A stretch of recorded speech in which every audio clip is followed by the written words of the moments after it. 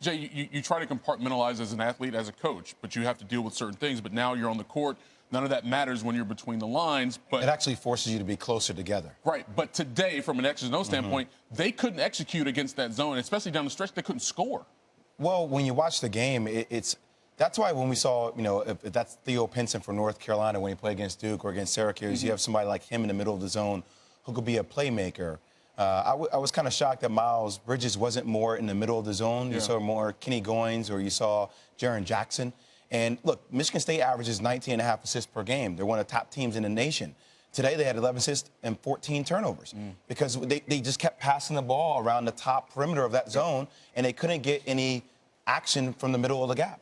To beat that zone, you got to attack the glass. They did a good job with that. You got to beat the zone down the floor. They didn't do a good job with that. And then you've got to get multiple cutters in the middle of the zone. If you just play in gaps and reverse the ball, that zone is matched up with you.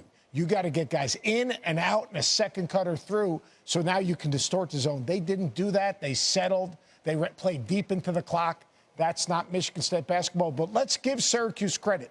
Jim Boeheim, you cannot simulate that zone in your practice. Right. That's just the way it is. Because we know he's going to throw it out there. That doesn't mean you can replicate it in your practice. It looks good on paper, what you're trying to do. Yeah. But when you have the length and the athleticism and the guards up top distorting passing lanes and the deflections, because once they get one deflection, all of a sudden that next pass is a little wider, a little higher, a little slower. Might be a bounce pass. It baits you into shooting the three-point shot. Sure. 37 of them. Which is what they want you to do.